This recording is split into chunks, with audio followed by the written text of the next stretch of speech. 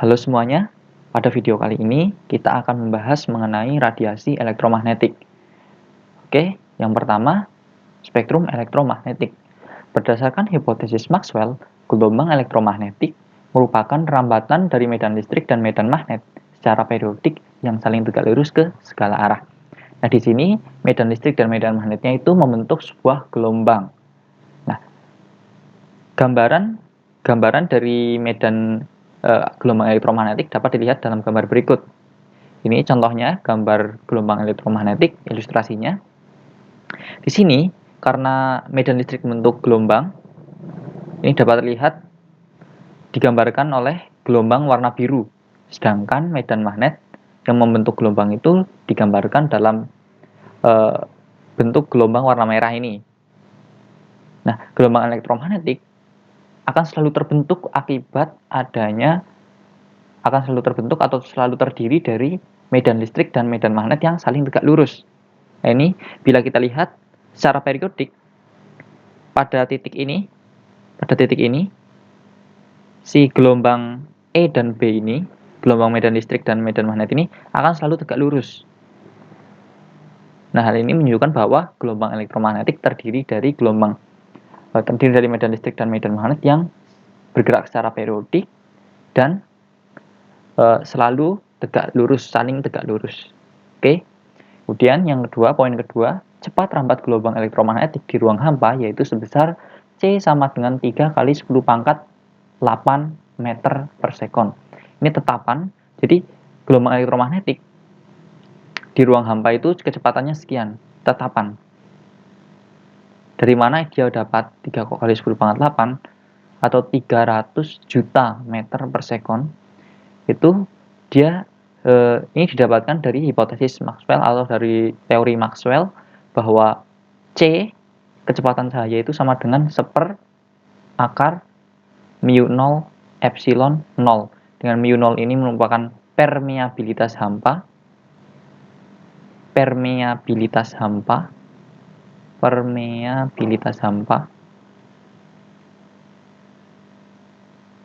Dan epsilon 0 merupakan permisivitas hampa udara. Nah, nilainya berapa bisa kalian cari di tabel tetapan atau cari di internet. Kalian bisa hitung sendiri, nanti akan dihasilkan nilai C itu sekitar 3 kali 10 pangkat 8 meter per sekon. Nah, ini Maxwell bisa mendapatkan ini, dia menggunakan hubungan antara hubungan antara medan listrik dan medan magnet. Nah, ini akan dipelajari nanti bila kalian kuliah. Nah, kemudian yang kedua, hipotesis Maxwell dibuktikan kebenarannya oleh Hertz yang menyatakan bahwa gelombang elektromagnetik mempunyai sifat seperti cahaya. Nah, tadi kan Maxwell menyatakan bahwa gelombang elektromagnetik merupakan rambatan dari medan listrik dan medan magnetik secara periodik yang saling tegak lurus ke segala arah. Nah, hal ini dibuktikan oleh Hertz yang menyatakan bahwa gelombang elektromagnetik itu mempunyai sifat seperti cahaya. Apa sifat-sifat cahaya? Yang pertama, dapat merambat tanpa medium. Nah, matahari itu kan sebagai sumber cahaya.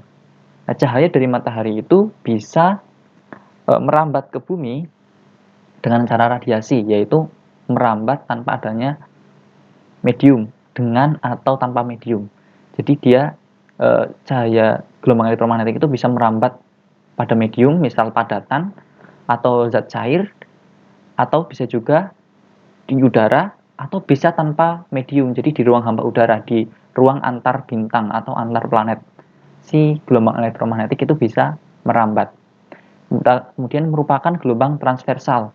Nah, bila kita lihat pada slide pertama tadi, si gelombang elektromagnetik ini terdiri dari dua gelombang, yaitu gelombang medan listrik dan medan magnet. Yang keduanya merupakan gelombang transversal. Maka dapat disimpulkan bahwa gelombang elektromagnetik ini merupakan gelombang transversal. Nah, kemudian yang ketiga, dapat mengalami pemantulan. Jadi gelombang elektromagnetik itu dapat dipantulkan, kemudian dapat dibiaskan. Ketika kalian belajar optika, kalian bisa melihat bahwa ketika cahaya melewati air, ketika pensil dimasukkan ke dalam air terlihat patah, itu merupakan gejala pembiasan. Kemudian dapat mengalami interferensi. Kalian bisa mengingat lagi mengenai interferensi celah ganda yang. Nah, itu merupakan sifat cahaya atau gelombang elektromagnetik. Kemudian dapat mengalami difraksi, dapat mengalami polarisasi. Kemudian yang keempat, arah rambat cahaya ini, arah rambat gelombang elektromagnetik ini tidak dibelokkan oleh medan magnet maupun medan listrik.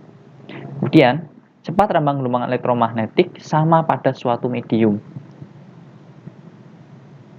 Jadi kalau ada gelombang elektromagnetik melewati air, ya sama untuk semua jenis air kecepatannya. Ketika di medium hamba udara, ya semua di medium hamba udara sama. Tapi boleh jadi ketika gelombang elektromagnetik itu melewati medium hamba udara dan medium cair, bisa jadi kecepatannya beda. Tetapi di air misal, pasti sama kalau jenisnya sama airnya. Kemudian yang kelima, gelombang elektromagnetik yang tersusun dari rentang frekuensi atau panjang gelombang tertentu disebut spektrum gelombang elektromagnetik. Nah, ini spektrum gelombang elektromagnetik.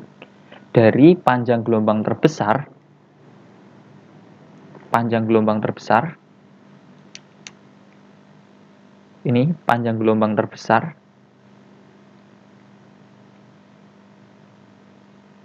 ini panjang gelombang terkecil.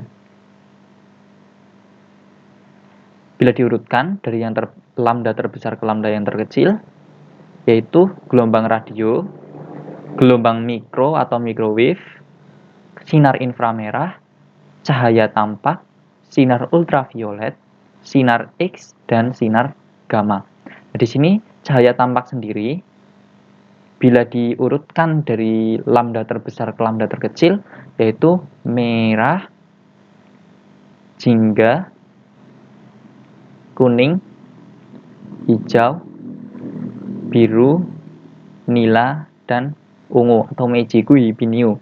Itu dari lambda terbesar ke lambda terkecil.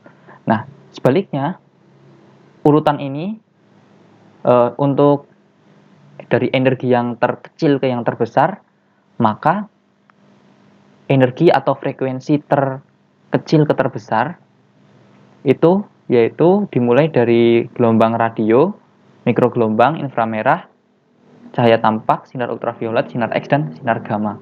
Jadi bisa dilihat ini dari lambda terbesar atau energi terkecil,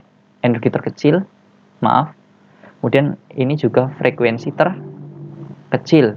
Sedangkan ini lambda terkecil atau energi terbesar atau frekuensi terbesar. Jadi urutan dari lambda terbesar ke lambda terkecil itu mengikuti ini.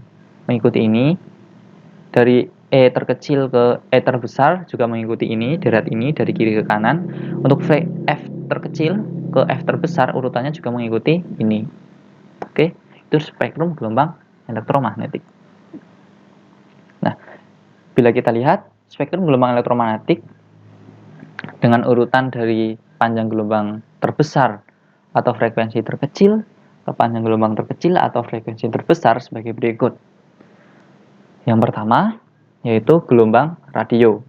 Gelombang radio ini dimanfaatkan untuk mentransmisikan sinyal pada jarak yang sangat jauh.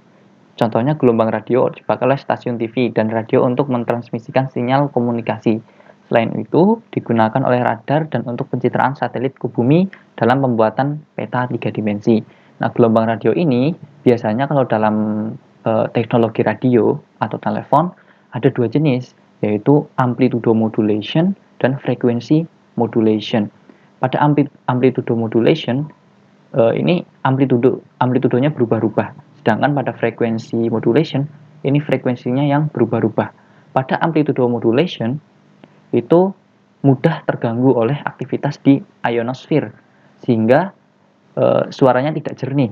Selain itu, pada frekuensi amplitude modulation ini, pada gelombang radio AM atau amplitude modulation ini, ini tidak bisa menjangkau komunikasi jarak jauh. Berbeda dengan frekuensi modulation. Pada frekuensi modulation, suaranya itu lebih jernih karena tidak ada gangguan dari ionosfer. Kemudian si FM ini juga sering, FM ini juga mampu digunakan untuk transmisi jarak jauh, yaitu dengan menggunakan relay.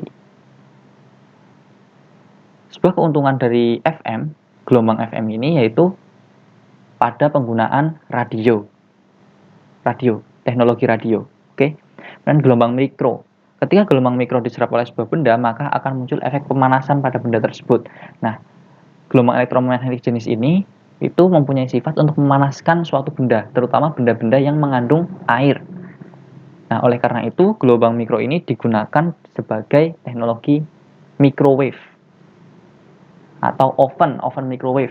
Bila kalian lihat di TV atau di internet, pasti tahu kan seperti apa bentuknya microwave.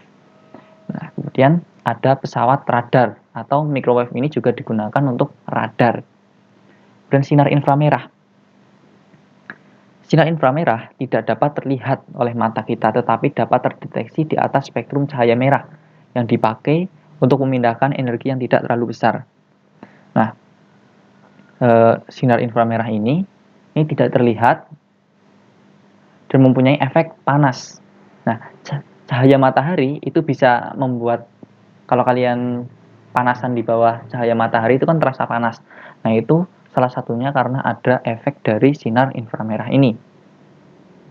Nah, pemanfaatannya digunakan pada remote control. Bila kalian lihat, remote control ini digunakan dalam mentransmisikan data dalam bentuk energi. Nah, bila kalian lihat, kalau kalian punya memiliki remote control, kemudian kalian kan di remote control itu ada semacam lampu gitu yang dari kaca itu.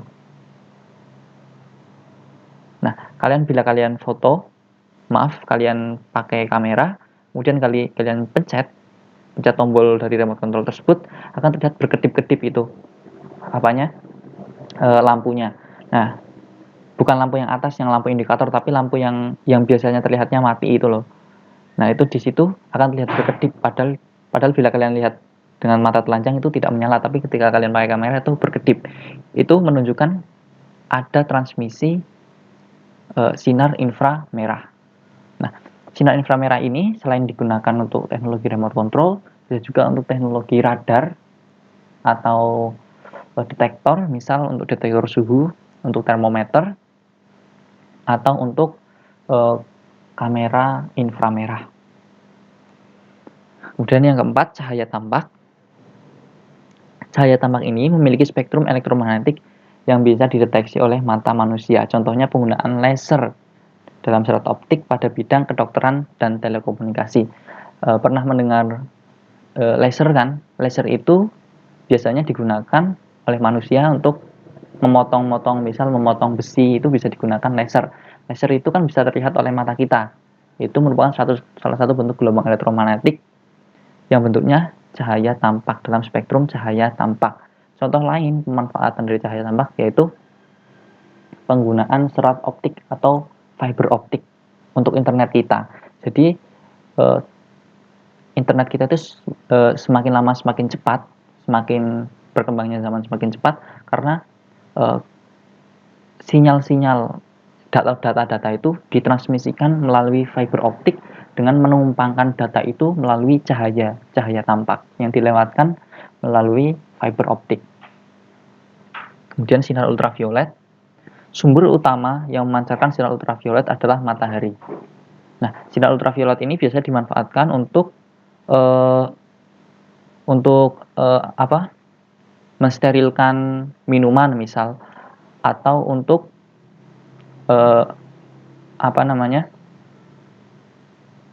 mensterilkan barang-barang juga bisa. Misal kita memiliki masker N95 itu untuk tenaga medis, itu bisa digunakan teknologi sinar UV untuk membunuh kuman yang menempel pada masker. Tapi untuk membunuh kuman tersebut perlu sinar ultraviolet dengan frekuensi tertentu, tidak sembarangan. Kemudian ada sinar X. Sinar X ini digunakan dalam bidang kedokteran untuk melihat organ dalam tubuh seperti tulang. Nah, bila kalian pernah melihat hasil ronsen kan? Hasil ronsen tersebut didapat melalui sinar X. Dengan memancarkan sinar X pada tubuh, kemudian ditangkap oleh pelat karbon. Nah, di situ si sinar X ini mempunyai sifat akan menghitamkan pelat karbon. Nah, kemudian sinar gamma memiliki frekuensi paling tinggi dan daya tembus paling besar. Salah satu penggunaan sinar gamma untuk mensterilkan peralatan medis. Kemudian sinar gamma ini juga bisa dimanfaatkan untuk rekayasa teknologi, rekayasa tumbuhan, rekayasa genetik, atau bisa juga digunakan untuk membunuh kanker. Oke, sumber radiasi elektromagnetik. Sumber radiasi elektromagnetik terbagi menjadi dua, yaitu sumber radiasi alam, seperti matahari, bintang, sinar kosmis, radiasi bahan radioaktif, atau sumber radiasi buatan. Contohnya adalah microwave, laser, jaringan listrik tegangan tinggi, dan ledakan nuklir. Oke, kemudian radiasi kalor. Nah, atau radiasi benda hitam. Benda yang dipanaskan pada suhu tertentu akan memancarkan gelombang elektromagnetik sehingga nampak berpijar. Nah, bila kalian memanaskan besi ya, misal memanaskan besi pada suhu tertentu, terkadang besi itu berpendar kan, berwarna merah. Nah, itu menunjukkan bahwa ketika benda dipanaskan pada suhu tertentu akan memancarkan gelombang elektromagnetik sehingga nampak berpijar, berpijar, terlihat berwarna merah. Itu menunjukkan bahwa si benda tersebut memancarkan gelombang elektromagnetik dalam bentuk cahaya tampak. Menurut hukum Stefan Boltzmann, besar energi yang dipancarkan oleh suatu permukaan benda hitam, menurut hukum Stefan Boltzmann, besar energi yang dipancarkan oleh suatu permukaan benda hitam dalam bentuk radiasi kalor tiap satuan waktu berbanding lurus dengan luas permukaan dan berbanding lurus dengan pangkat 4 suhu mutlaknya. Nah, di sini ada kata-kata benda hitam. Apa itu benda hitam? Benda hitam itu merupakan benda yang mampu menyerap energi dan melepaskannya dalam bentuk gelombang elektromagnetik. Misalnya benda hitam ini maksudnya bukan benda yang warnanya hitam, bukan. Yaitu contohnya benda hitam itu yang mampu melepaskan gelombang elektromagnetik. Contohnya adalah matahari. Matahari itu dia itu memiliki energi di dalamnya itu ada energi, ada panas, dipancarkan ke kita dalam bentuk gelombang elektromagnetik, spektrum gelombang elektromagnetik. Nah, itu namanya benda hitam. Contoh lain, baju Anda itu juga termasuk benda hitam. Baju Anda ada warna putih, warna hitam, itu dia bisa menyerap energi dalam bentuk panas. Kemudian ketika dia energinya cukup, dia mampu memancarkan kembali energi tersebut dalam bentuk gelombang elektromagnetik. Jadi dia mampu menyerap energi, menyerap panas atau menyerap gelombang elektromagnetik. Nah, kemudian bila kita tuliskan hukum Stefan Boltzmann, persamaannya yaitu I sama dengan E sigma T pangkat 4 dengan I sama dengan I ini intensitas,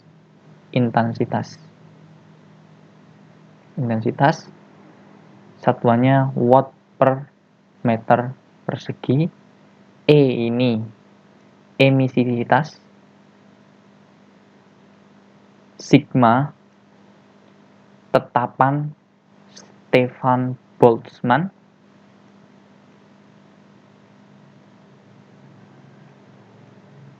nilainya bisa kalian lihat di internet atau di buku ya. Kemudian T pangkat 4, T ini suhu mutlak, satuannya Kelvin. Di sini ada kata-kata emisivitas. Emisivitas itu untuk benda yang hitam sempurna nilainya 1. Untuk benda hitam sempurna 1, misalnya matahari itu dia mempunyai emisivitas tertentu. Misal ada baju Anda yang berwarna hitam, itu juga memiliki hitam sempurna. Itu memiliki emisivitas 1. Semakin putih, misal baju Anda berwarna putih, dia memiliki emisivitas yang semakin rendah. Emisivitas ini nilainya dari 0 sampai 1.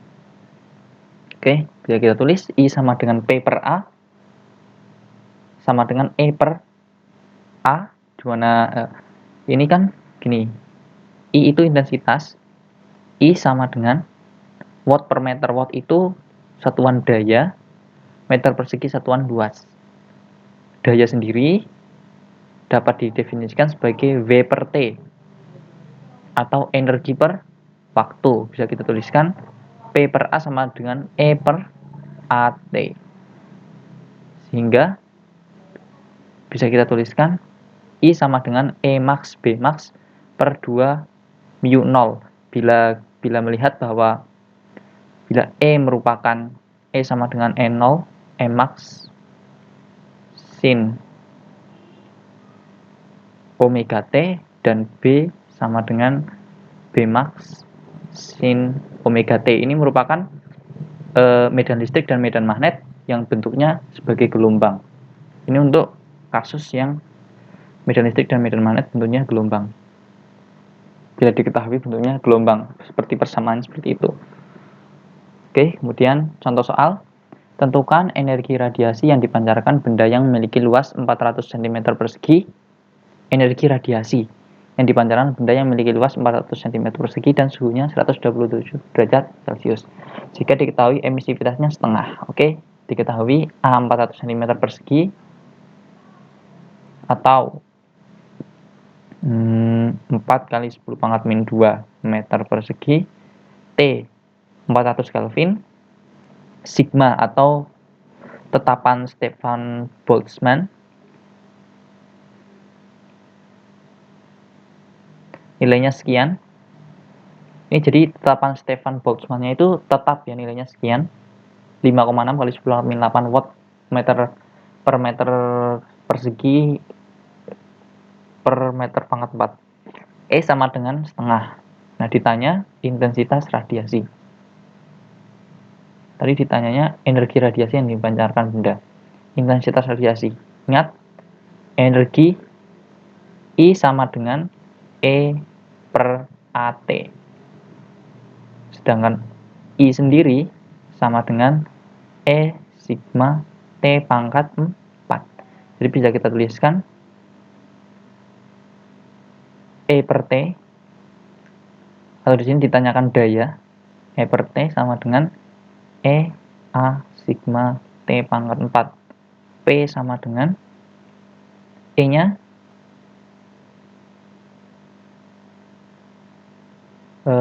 E-nya setengah, A-nya 4 10 min 2, T pangkat 4-nya, sigma-nya 5,6 kali 10 pangkat min 8, dan kemudian T-nya 400 Kelvin pangkat 4. Nah, bila kita hitung nilainya yaitu sekitar, bila kita hitung nilainya sekitar 2867,2 kali 10 pangkat min 2, 10 pangkat min 2, 10 min 8, dan 10 pangkat 8. Ini coret, maka hasilnya adalah 28,672 watt. Ini untuk dayanya. Untuk intensitasnya kalian cukup menghitung ini. E-nya, intensitasnya berarti E-nya ini setengah, sigmanya 5,6, 10 min 8, dan T pangkat 4-nya itu 4 pangkat 4 kali 10 pangkat 2 dikalikan dipangkatkan 4. Ini coret. Hasilnya yaitu sekitar 44,8 watt per meter persegi. Ini untuk intensitasnya, sedangkan ini untuk dayanya. Ini daya, ini intensitas. Oke. Dan hukum pergeseran Wiens. Energi dalam bentuk gelombang elektromagnetik yang dipancarkan oleh benda yang berpijar terdiri dari berbagai panjang gelombang. Panjang gelombang dominan yang terpancar disebut panjang gelombang maksimum. Nah, jika suhu intensitas pancaran gelombang elektromagnetik semakin tinggi, panjang gelombang yang membawa energi terbesar semakin pendek. Pernyataan ini disebut hukum pergeseran Wien. Jadi ketika kita panaskan, misal kita punya benda kita panaskan, ini berpijar warna merah misal. Ternyata dia tidak memancarkan sinar tampak warna merah saja, gelombang elektromagnetik dalam bentuk cahaya tampak untuk warna merah saja, tapi dia ada spektrum gelombangnya, tidak hanya sinar cahaya tampak saja. Bisa jadi dia juga memancarkan sinar inframerah atau sinar ultraviolet atau sinar-sinar lainnya. Nah, kenapa bisa warna merah? Ini ternyata karena dominan si benda ini memancarkan dominan di merah. Cahayanya dominan di merah. Jadi intensitas terbesar yang dipancarkan itu adalah gelombang elektromagnetik warna merah. Gelombang elektromagnetik untuk sinar yang berwarna merah.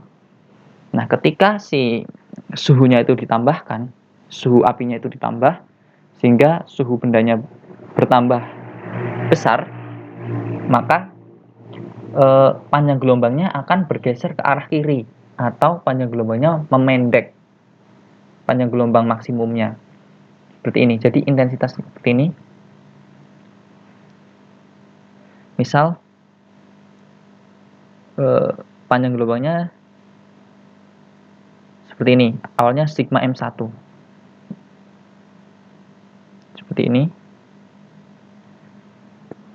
Jadi benda dipanaskan, dia dominan di sigma M1, panjang gelombang yang dipancarkan dominan di sigma M1 pada suhu 4000 Kelvin. Ketika diturunkan, suhunya diturunkan, maka intensitas pancaran dari pendaran dari benda yang dipanaskan itu berkurang. Kemudian gelombang yang dipancarkan itu frekuensi maksimumnya berkurang. Seperti ini, menjadi sigma M2 pada suhu 3000 Kelvin. Ketika diturunkan lagi suhunya, ternyata intensitas cahayanya berkurang, menunjukkan bahwa pendaran dari itunya meredup, pendaran bendanya meredup. Kemudian gelombangnya itu frekuensi maksimumnya bergeser ke arah kanan atau panjang gelombangnya semakin panjang. Nah, ternyata untuk hubungan antara lambda maksimum dan T itu dituliskan lambda max kali T sama dengan C. Dengan C merupakan konstanta Wien.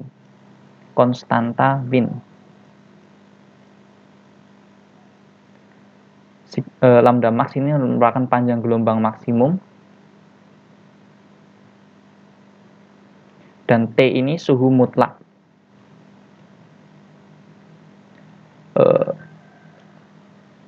Satuannya Kelvin, maaf. Satuannya Kelvin.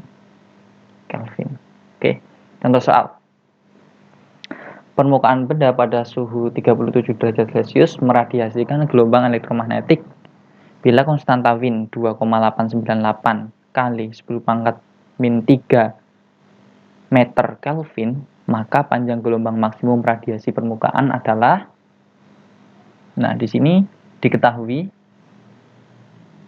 suhunya T sama dengan 37 derajat Celcius. Bila kita konversikan ke Kelvin, 37 tambah 273 sama dengan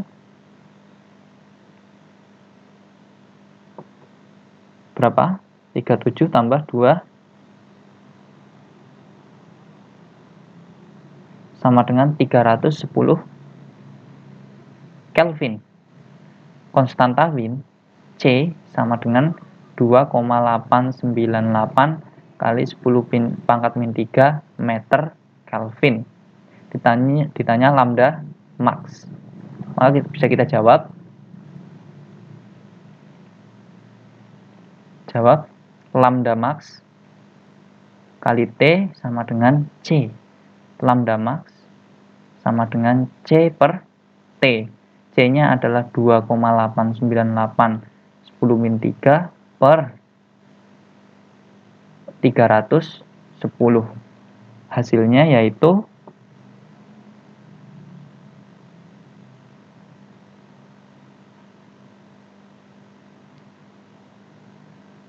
0,0093 kali 10 pangkat min 3 meter, atau sama dengan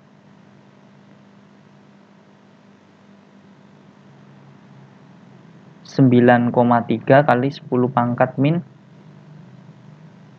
6 meter, atau bisa dituliskan ini sama dengan 9,3 mikrometer.